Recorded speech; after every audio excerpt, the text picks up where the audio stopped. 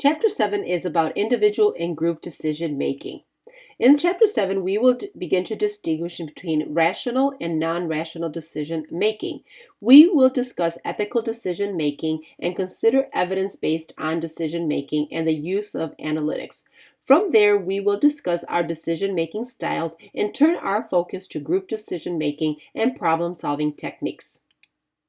So a decision is a choice made from a bunch of alternatives that are available to you.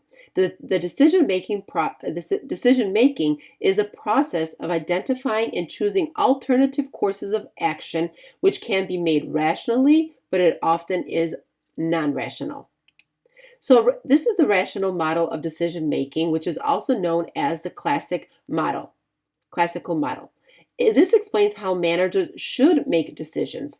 It assumes managers will make logical decisions that will be optimal in furthering the organization's best interests.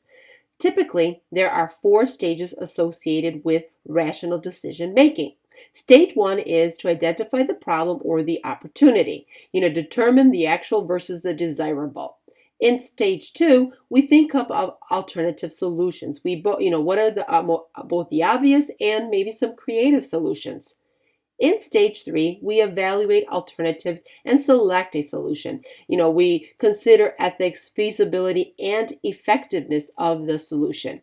And finally, in stage 4, we implement and evaluate the solution chosen. Did it work? Did it not work? Was it the right solution? Was it the wrong solution? Why or why not?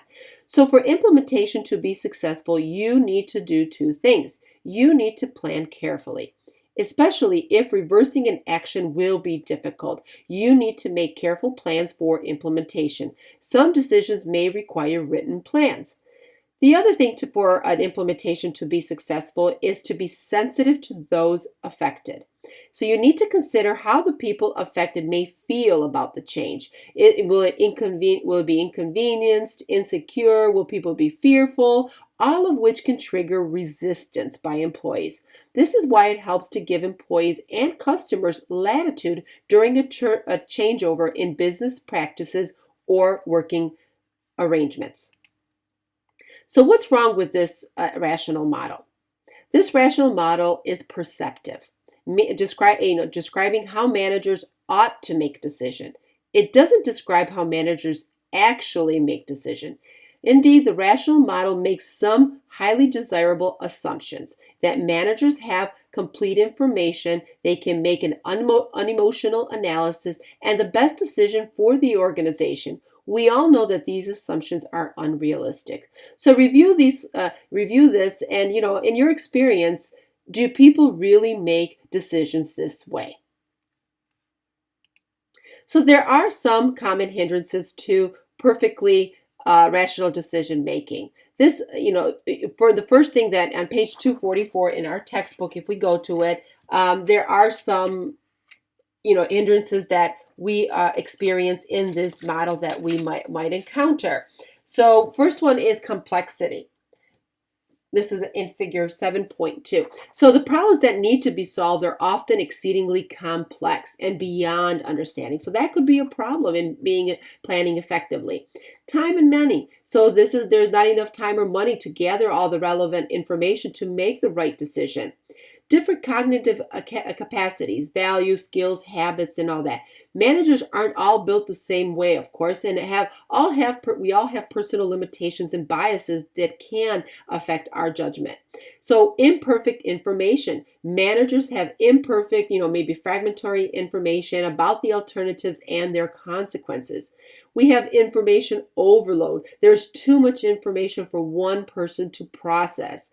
Different priorities. So some data are considered more important, so certain facts are ignored. And finally, conflicting goals. Other managers, including colleagues, have conflicting goals. So these are some hindrances that can, stop and make this rational decision-making model more effective.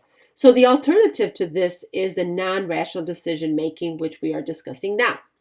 The non-rational model of decision-making assumes that decision-making is nearly always uncertain and risky, making it difficult for managers to make optimal decisions. So two types are discussed, satisficing and intuition. The non-rational model is descriptive rather than prescriptive, which was the rational model. They describe how managers actually make decisions rather than how they should. So during the 1950s, an economist, Herbert Simon, began to study how managers actually make decisions. From his research, he proposed that managers could not act truly logically because their rationality was bounded by so many restrictions. He called this the bounded rationality. And he suggests that the ability of decision makers to be rational is limited by numerous constraints such as complexity, time and money, cognitive capacity. And these constraints, because of them, managers don't make an exhaustive search for the best alternative. Instead, managers seek alternatives until they find one that is satisfactory, or the satisficing model. While satisficing might seem to be weakness, it may well outweigh any advantages gained from delaying making a decision until all information is in and all alternatives are weighed. From other non-rational models, the other non-rational model is the intuition model. Intuition is making a choice without the use of conscious thought or logical inference. This stems from one, expertise. A person's, explicit in knowledge that they have about a situation, object, or a decision opportunity. This is also known as a holistic hunch. The other one is from automated experience. This is the involuntary emotional response to those that matter. So some ways to help improve our intuition is to trust your intuitive judgment. Your feelings do count. Trust them. Rely on your gut on what feels right to make the right decision. Seek feedback. Confirm your intuitive judgments by asking trusted others for feedback. Test your intuitive success rate. Think back over the last year and assess how many times you relied on your intuition. What was your success rate? If your intuition was wrong, assess why and try to use that knowledge in the future. And then finally, try visualizing solutions. Visualizing your solutions will help engage the system one, which we talked about, in thinking what it needed to activate your intuition. So challenge your intuition rather than automatically accepting your intuitive thoughts. Challenge them. Test your intuition by thinking of your counter arguments, then challenge those counter arguments in hoping to make the right decision. So let's take a look at question 1. Bill has been a manager for 14 years. He has seen many different situations with his employees. He often makes decisions without really thinking about them. This is called, if you answered A, intuition, you are correct. Because of his experience and years on the job, Bill is using his intuition, making choices without the use of any conscious thought or logical inference. Next, we'll shift our focus onto ethical decision making. The ethical behavior of business people that we discussed at length in Chapter 3 has become an increasing concern in recent years. There are plenty of examples of unethical decision making in business as presented in the textbook. Banks and other financial institutions furnish some of the worst recent examples of poor behavior by top management, such as profiting from mortgage loans made to unqualified buyers. Those ethical scandals were followed by corporate Ponzi schemes, insider trading, and safety violations that led to fatal accidents in U.S. workplaces and workshops like factories abroad. Since then, the media has presented us with a display of Ponzi scheme. We have Bernie Madoff, Alan Stanford, we have insider trading, we have corporate, sleaziness, work stress, suicides. We have fatalities at Kentucky coal mine because of evading safety regulations. We have excessive profiteering, such as the Shkreli from the pharmaceutical company who raised the medication from the pill from $13.50 to an astonishing $750 a pill. And other similar matters that we can discuss. The Me Too movement has also brought down many prominent men from wide range of industries over allegations of sexual misconduct, including Harvey Weinstein, and the founder of Uber. So a decision tree can be used to help make ethical decisions. A decision tree is a graph of decisions and their possible consequences, and this can be used to create a plan to reach a goal. This is a depiction of a decision-making tree. Undoubtedly, the greatest pressure on top executives is to maximize shareholder value, to deliver the greatest return on investment to the owners of their company. But is a decision that is beneficial to shareholders yet harmful to employees unethical? Harvard Business School professor Constance Bagley suggests that what is needed is a decision tree to help with ethical decisions. So here is something, this decisions tree, if you are, is the proposed action legal? No, don't do it. Simple. Is it legal? Yes. And then you go through it in making the right decision. Evidence-based management is the translation of principles based on the best evidence into organizational practices. It depends on an attitude of wisdom, rests on three truths. In this section, we are going to describe evidence-based management and how business analytics contribute to decision making. From the textbook, we have this quote: "Too many companies and too many leaders are more interested in just copying others, doing what they've always done, and making decisions based on beliefs in what ought to work rather than what actually works. They fail to face the hard facts and use the best evidence to help navigate the competitive market." Pfeiffer and Sutton, who said this, identify 7 implementation principles to help companies that are committed to doing what it takes to profit from evidence-based management. The first principle is treat your organization as an unfinished prototype. Leaders need to think and act as if their organization were an unfinished prototype, and that won't be ruined by dangerous new ideas or impossible to change because of employee or management resistance. Number 2, no brag, just facts. This slogan is an antidote for the over-the-top assertions about forthcoming products. See yourself in your organization as outsiders do. Having a friend, a mentor, or a counselor to give you that to help you see where your organization is and act on that evidence. We have evidence-based management is not just for senior executives. The best organizations are those in which everyone is guided by the responsibility to gather and act on quantitative and qualitative data and share results with others. Another implementation principle is, like everything else, you still need to sell it. To sell an evidence-based approach, you may have to identify a preferred practice based on solid, if unexciting evidence. Then use vivid stories to grab management attention. If all else fails, show the spread of bad practice. It may be necessary for you to ignore orders you know to be wrong or delay their implementation. And finally, the best diagnostic question: what happens when people fail? Yes, failure hurts, it is embarrassing, and we would rather live without it. Yet, we need to learn from that failure. What did we do wrong? So despite your intentions, it's hard to bring the best evidence to bear on your decision. Why? Because there might be too much evidence, or there may not be enough good evidence, or that evidence doesn't quite apply to you. People might be also trying to mislead you, or you are trying to mislead them. The side effects might outweigh the cure, and stories are more persuasive anyway. So let's take a look at question 2. Norma is trying to decide on a new contract for copier services. One of the salesmen has an excellent bid, but Norma feels that there are things he is not telling her.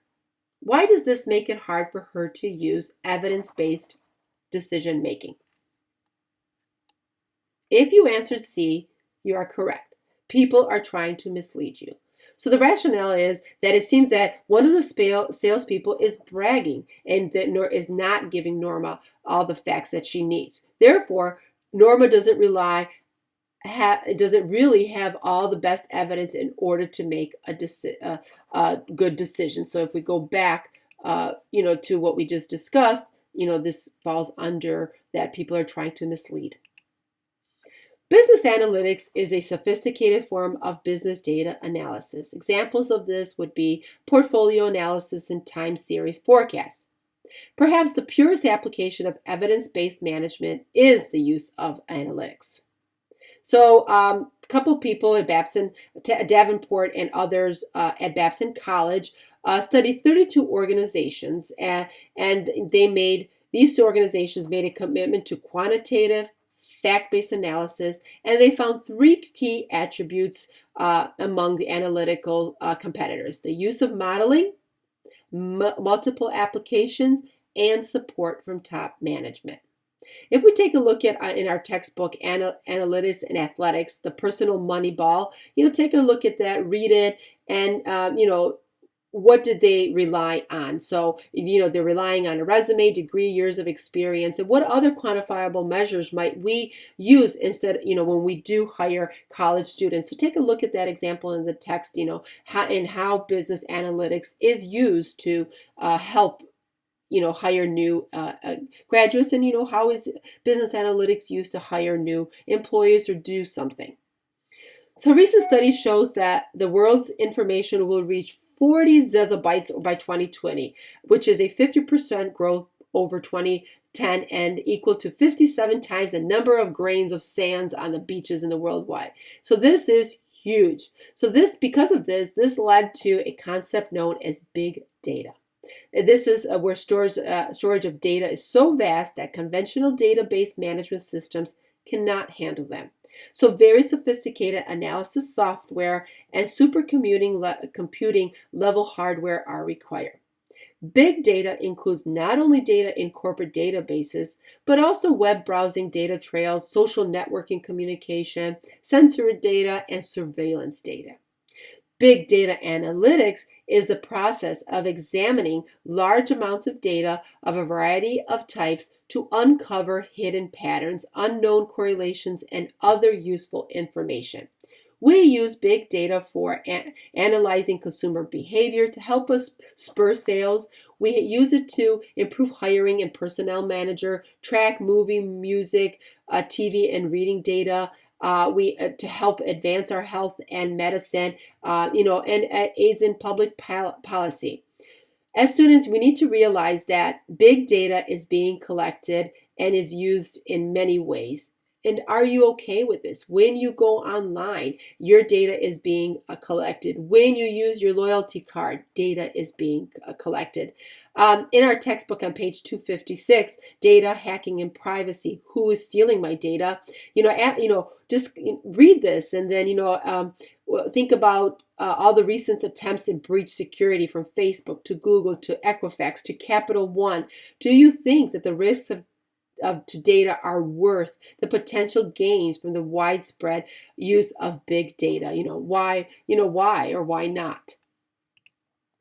So your decision style reflects how you perceive and respond to information. There are 4 general decision-making styles that you might fall into, but within 2 dimensions, which are value orientation and tolerance for ambiguity. Your decision-making style reflects that combination and how you respond to that. Value orientation reflects the extent to which a person focuses on either on task or technical concerns, or on people and social concerns when making decisions. Tolerance for ambiguity indicates the extent to which a person has high need for structure or control in his or her life. So let's discuss and identify each of these decision-making styles. The first one, directive. So this is where you have efficient, logical, practical and systematic in your approach to solve a problem. It's action orientated, is decisive, and you like to focus on the facts. If you identify with this style, then you and Jeff Bezos have the same decision making style. The second decision-making style is analytical. So this is where careful decision makers take longer to make decision, but also respond well to new or uncertain situations. CEO Ginny Rometty of IBM is an analytical decision-making, has a decision-making style. Next is conceptual. These people tend to focus on people or social aspects of a work situation. They take a broad perspective to problem solving and like to consider many options and future possibilities. Elon Musk has this decision-making style. And finally, behavioral. This is supportive, receptive to suggestions. They show warmth. They prefer verbal to written information.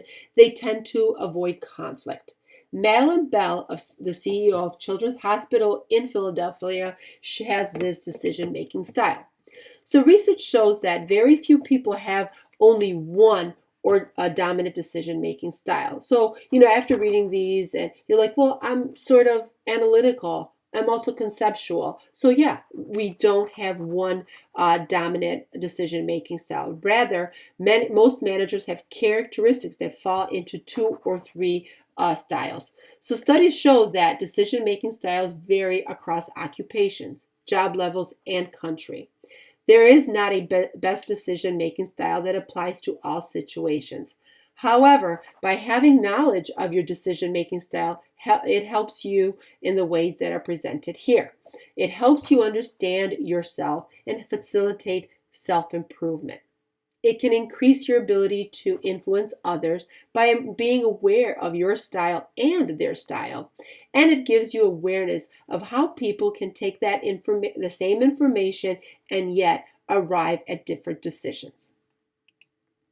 So let's take a look at question 3. Bill is supportive of his employees and prefers to have verbal conversations rather than written memos. His style is, so if we go back to this and what we just discussed, the answer, if you guess B, behavioral, is correct. So as we identified, the behavioral style is people-oriented, and obviously in this situation where the clue is Bill likes face-to-face communication with his employees. There are 4 deceptive problem recognition and problem-solving approaches that act as barriers when you must make an important decision in a situation of conflict. Those 4 ineffective reactions are relaxed avoidance. This means taking no action in belief that there will be no great negative consequence. The other ineffective reaction is relaxed change. Realizing complete inaction will have negative consequences, but opts for the first available alternative. The third one is defensive avoidance. You can't find a good solution, which is followed by procrastination and passing the buck or denying the risk. Panic. You're frantic to get rid of the problem that no one can deal with the situation realistically. Have you experienced any of these? Either maybe personally or maybe with a manager. Can you relate to how these act as barriers in good decision making? So in deciding to decide, a manager agrees that he or she must decide what to do about the problem or opportunity and take effective decision-making steps. 3 ways to help us decide whether to decide, help us decide whether our decision is the right decision is to evaluate the importance, the credibility, and urgency of the situation. In evaluating the importance, answering the question, how high priority is the situation? You need to determine how much priority to give the decision situation. If it's a threat, how extensive might prospective losses or damage be? If it's an opportunity, how beneficial might the possible gains be? Next one is credibility. How believable is the information about the situation? So you need to evaluate how much is known about the possible threat or opportunity. Is the source of the information trustworthy? Is there credible evidence? And finally, urgency. How quickly must I act on the information about the situation? Is the threat immediate?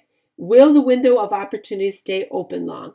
Can actions to address the situation be done gradually?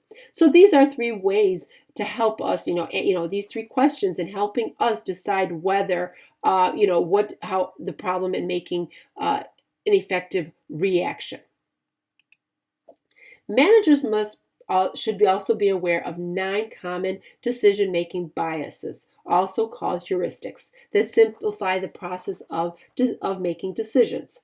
The first bias, that we'll discuss is when managers use only information that is readily available from memory to make judgments. This is would be an availability bias would exist. A representative bias refers to the tendency to generalize from a small sample or a single event. When people seek information to support their point of view and discount data that do not. This is confirmation bias. Sunk cost bias exists when managers add up all the money already spent on a project and conclude it is too costly to simply abandon it. We have also anchoring and adjustment bias. This is a tendency to make decisions based on an initial figure. Our sixth bias is overconfidence. This is the bias in which people's subjective confidence in their decision making is greater than their objective accuracy. We have hindsight bias, which is a tendency of people to view events as being more predictable than they really are. Number 8 can be framing bias, the tendency of decision makers to be influenced by the way a situation or problem is presented to them.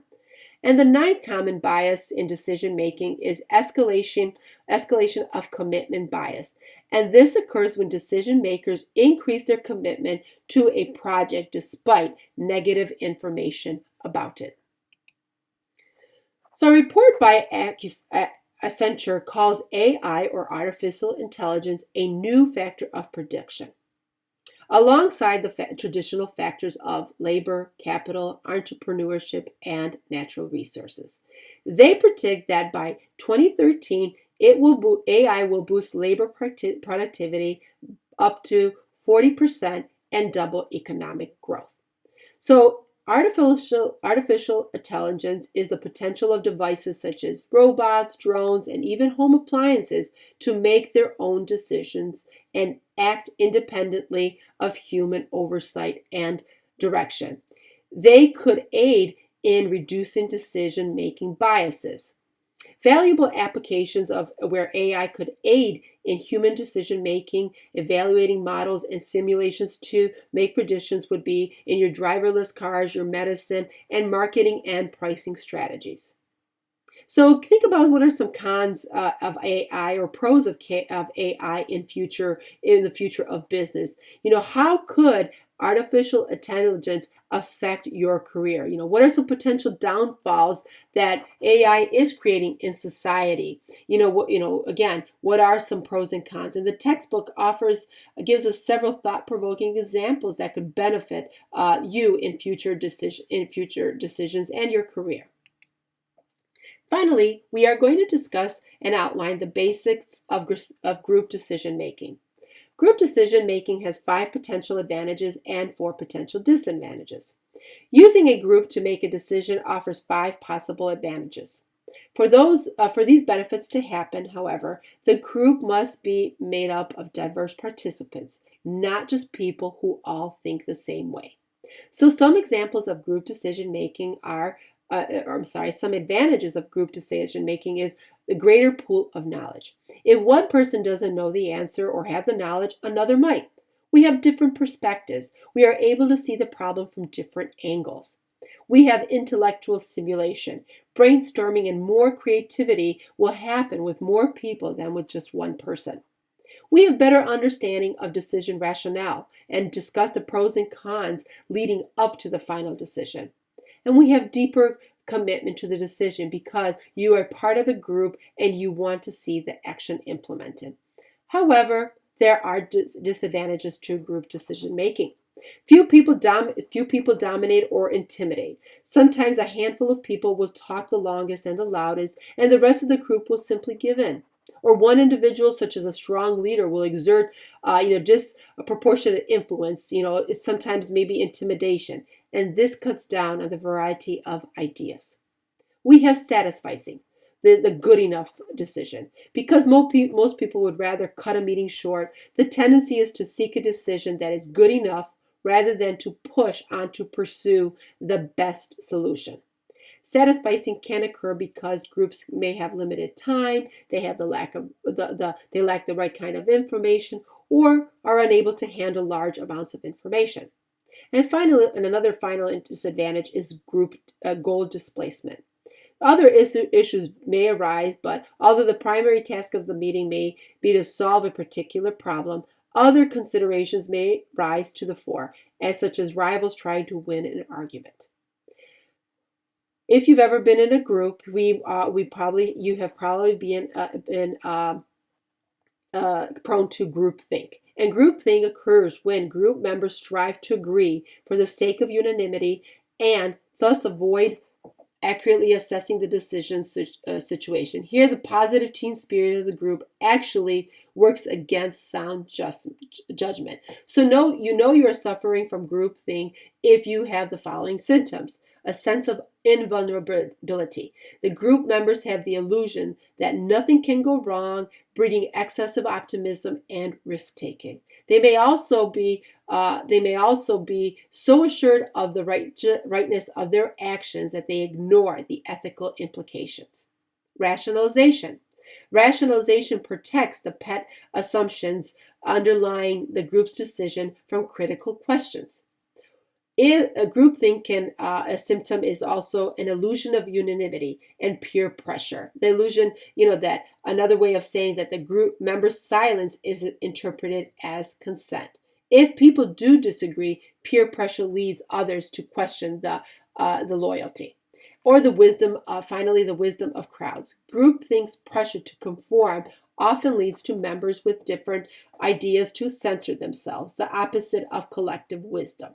So where each person in the group is offering his or her best independent forecast, it is not all about compromise or consensus. So how do we combat groupthink?